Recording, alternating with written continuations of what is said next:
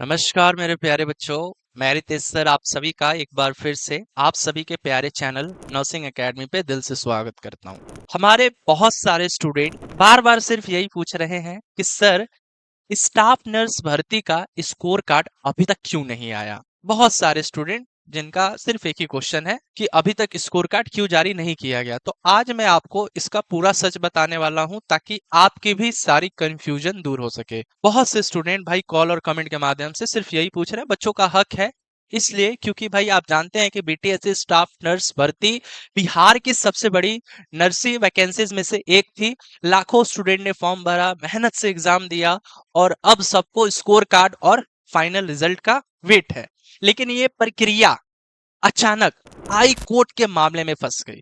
जहां आपने सही सुना, ये मामला जो है भर्ती का ये अचानक से हाई कोर्ट के मामला में फंस गई, जिसके कारण अभी तक फाइनल स्कोर जारी नहीं किया गया।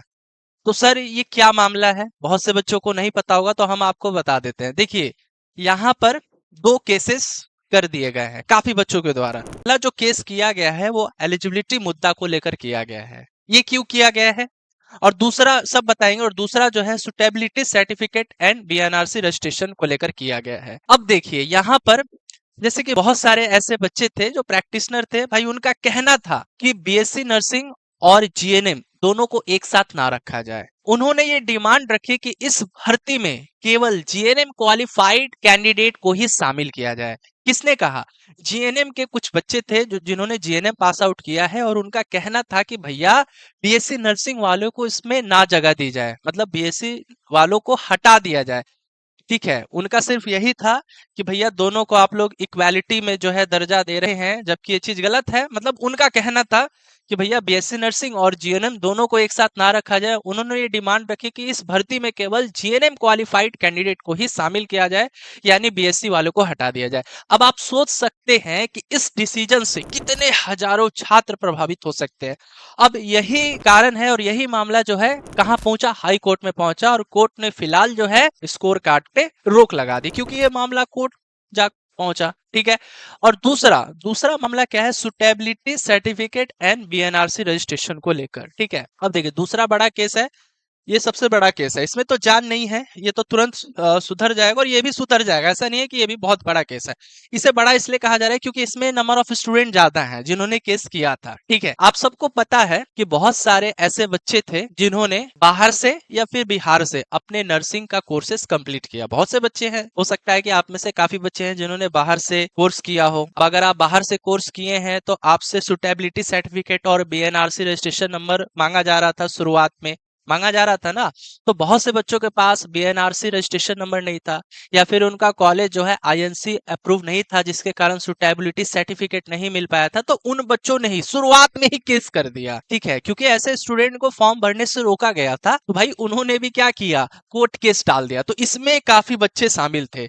लेकिन बाद में जो है इस मामले पर जो है बोर्ड ने भी संशोधन किया। बोर्ड ने क्या किया, बोर्ड ने भी जो है बाद में संशोधन किया और फिर बच्चों आपके पास, ठीक है, अगर आपके पास बीएनआरसी रजिस्ट्रेशन नंबर नहीं है अभी या फिर सुटेबिलिटी सर्टिफिकेट नहीं है, कोई बात नहीं, आप भी फॉर्म को अप्लाई कर सकोगे, आप लोग एलिजिबल हो। तो वो बच्चे खुश हो गए। ठीक है, तो देखो वैसे तो देखा जाए तो केस में जान है ही नहीं, मतलब उतना बड़ा इशू नहीं है। ठीक है, लेकिन फिर भी जो है आप समझ सकते हो कि 4 से 5 महीने हो गए, 4 से 5 महीने हो गए केस किए हुए, लेकिन अभी भी मामला रुका हुआ है, पेंडिंग में है। जानते हैं क्यों अभी भी पेंडिंग में है? जानते हैं इसके पीछे का रीजन क्या है? इसके पीछे का रीजन यही है कि पटना हाई कोर्ट के जो चीफ जस्टिस हैं वो हाल ही में ट्रांसफर हो गए। ठीक है, तो जब तक नए चीफ जस्टिस अपॉइंट नहीं हो जाते तब तक ये केस सुनवाई में आगे नहीं बढ़ेगा। ठीक है, यानी अब भर्ती प्रक्रिया कोर्ट की अगली हियरिंग पर निर्भर करेगा, मतलब कोर्ट की जो अगली सुनवाई होगा उस पर ही निर्भर करेगा। और अभी जो है इसमें थोड़ा सा और टाइम हो सकता है क्योंकि मामला हाई कोर्ट जा पहुंचा है और वहां पे अभी चीफ जस्टिस जो थे वहां के वो ट्रांसफर हो गए, नए जो है उनको अपॉइंट किया जाएगा। फिर उसके बाद ये मामला जो है पूरी तरीके से रफा दफा होगा।